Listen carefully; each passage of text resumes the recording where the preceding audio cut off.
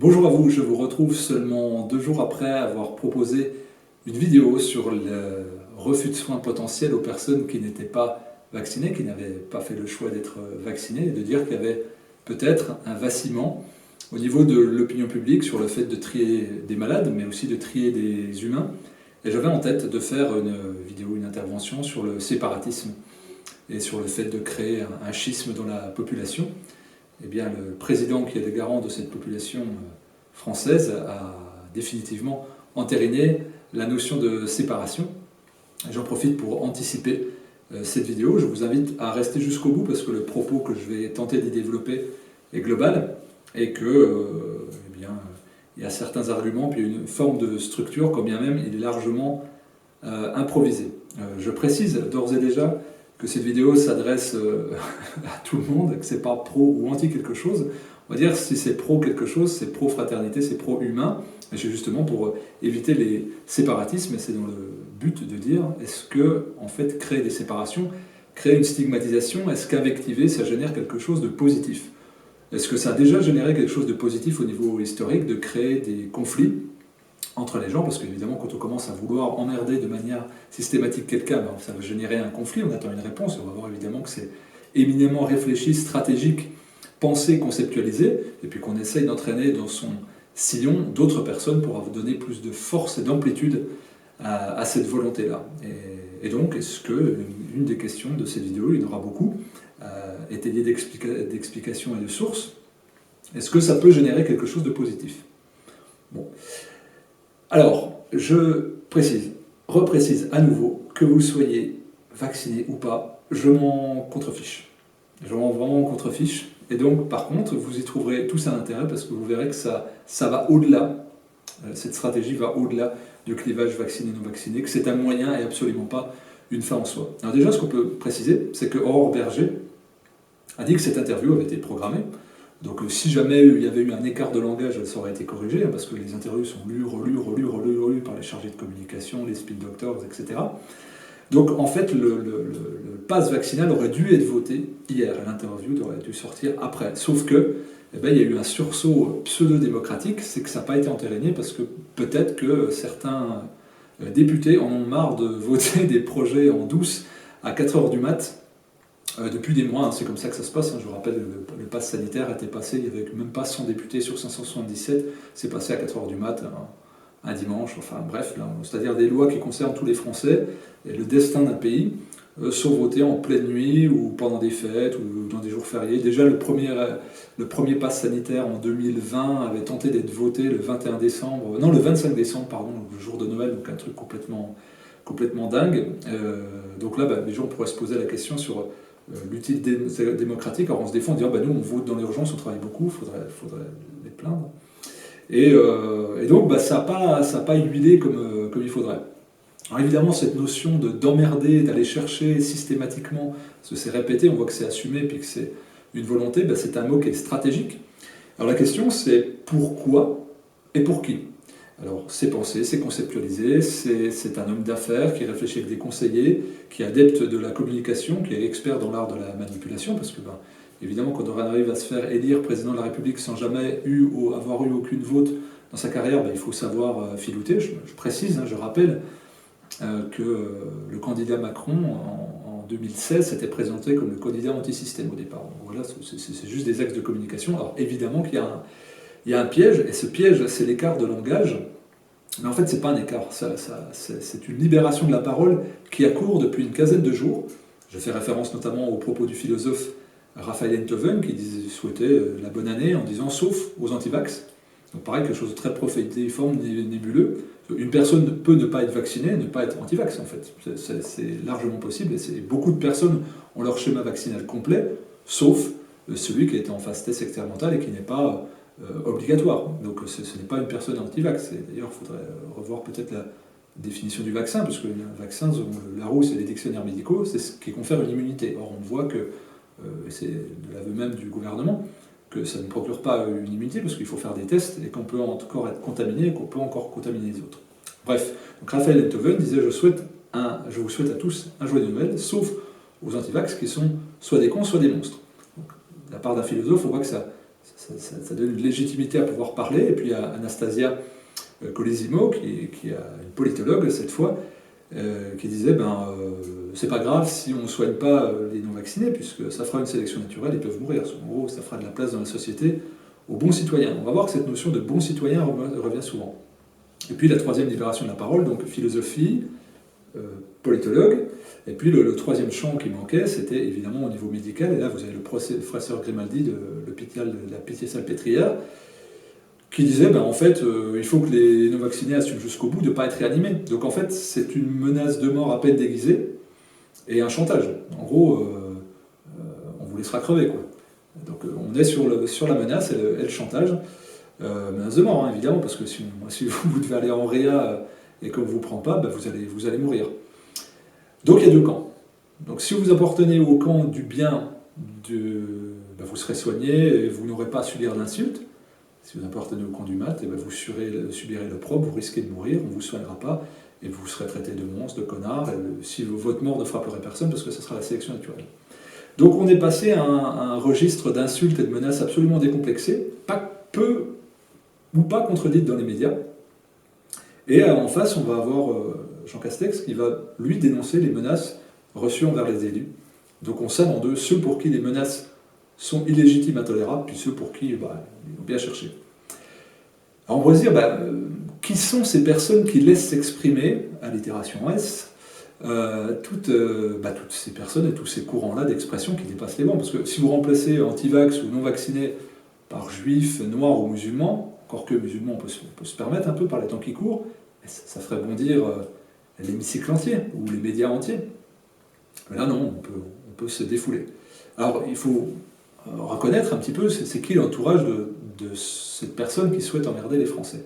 Vous avez déjà, on oublie, parce que les affaires se succèdent les unes aux autres, quelqu'un comme Benalla, par exemple, qui a usurpé l'identité d'un policier, qui a violenté des gens au nom d'une fausse identité, qui a falsifié des passeports diplomatiques. Alors, il a été condamné pour ça, 5 mois avec sursis.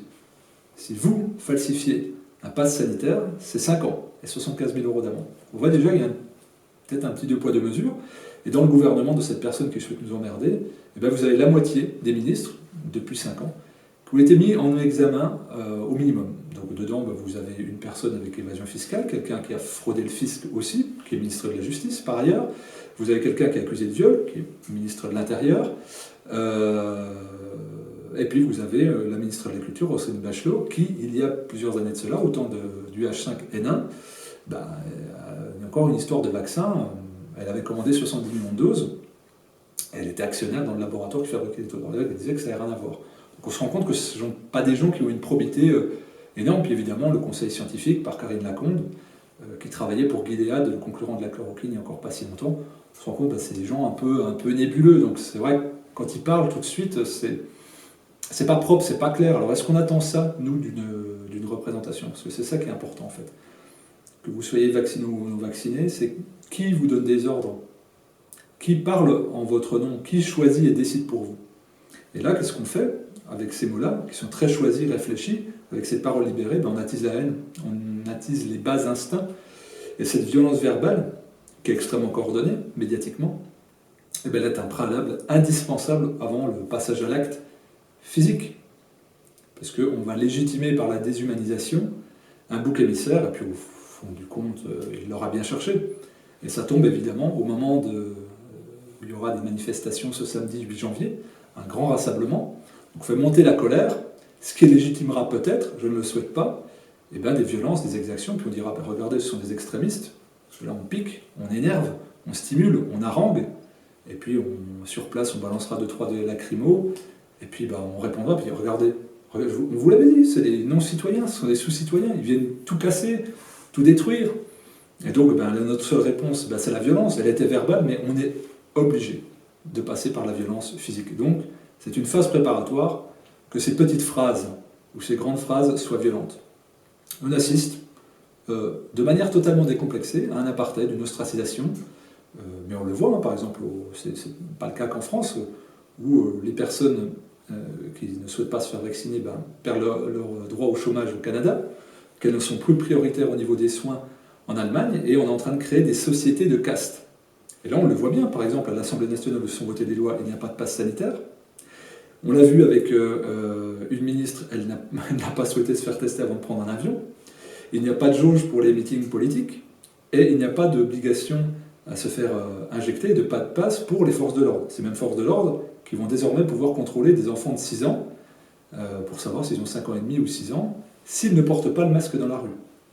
Donc on voit bien que c'est une société de caste. Les personnes proches du public, comme les pompiers, comme les soignants, ont une obligation vaccinale, mais pas la police, qui doit faire évidemment le bas travail, les basses manœuvres pour fliquer la population et créer une séparation entre les individus.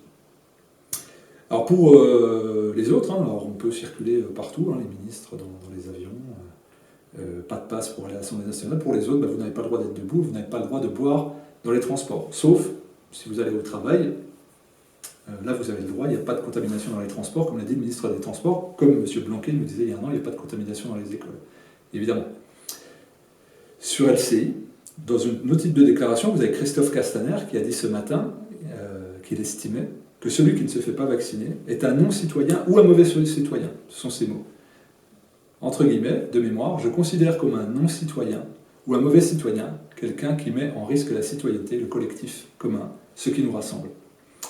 Nous revoici venus au temps où l'individu s'efface au nom du collectif. Historiquement, là aussi, ça s'est rarement bien pensé. C'est-à-dire qu'on peut tout amalgamer, on peut tout dire ça.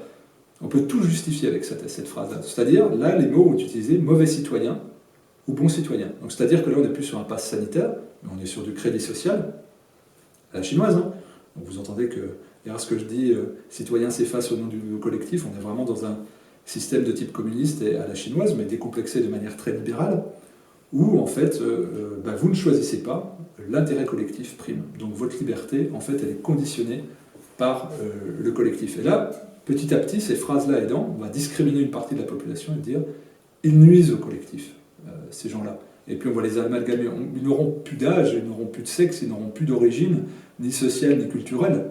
Ce seront des antivax ou des complotistes. C'est-à-dire un mot étiquette, derrière, il n'y a plus d'individualité. Il n'y a plus de personnalisation d'un élément qui ne serait pas conforme à une norme, qui auraient pu le choisir, parce que vous avez des gens qui ne sont pas vaccinés, qui le sont peut-être pour des raisons médicales, parce que le médecin estime qu'il y a des possibles effets secondaires. Vous en avez qui sont pro-science et qui attendent la fin des phases tests, parce qu'il faudra encore le marteler, mais les 3 seuls vaccins, parce que vous avez le chinois et le russe, qui ne sont même pas étudiés en France, enfin en Europe, c'est étonnant. Peut-être des gens voudraient juste avec des virus inactivés, comme c'est le cas, et donc ils font leurs espoirs là-dessus, ils attendent ce type de vaccin-là, ou ils attendent les fins des phases tests, ils attendent d'avoir plus d'études complémentaires, plus de recul.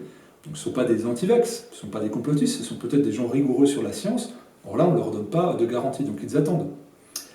Donc cette masse informe, qu'on qualifiera tantôt d'irresponsable, de non-citoyens, de mauvais citoyens, de cons, de connards, de monstres, d'emmerdeurs, d'égoïstes, qui ne participent pas à la vie citoyenne et qu'on peut laisser mourir au nom de la sélection naturelle, c'est une forme de déshumanisation préparatoire à légitimer tout un tas d'actes absolument immoraux, puisque c'est le préalable avant le passage à l'acte. Il faut déjà être sur le passage à l'acte verbal.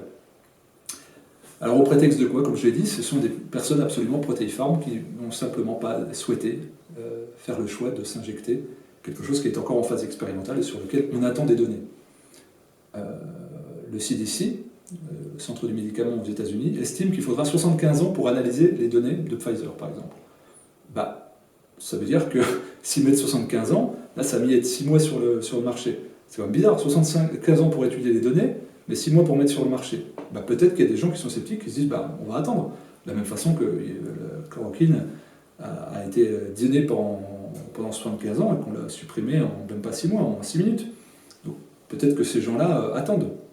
Donc on a promis à ces mauvais citoyens de les emmerder jusqu'au bout, et on a promis aux bons citoyens de les féliciter, et que, à grand renfort de chantage et de doses trimestrielles, puisqu'il faut le rappeler, 4,4 milliards de doses ont été commandées par l'Union européenne, donc ça fait à peu près 10 doses par habitant, et que le ministre de la Santé hollandais a donné le schéma vaccinal jusqu'en mi-2023, qui aura 6 doses, c'est-à-dire une dose tous les 3 mois pour les Hollandais qui sont prévus, et bien cette pseudo-liberté sera conditionnée à des doses trimestrielles et à des tests.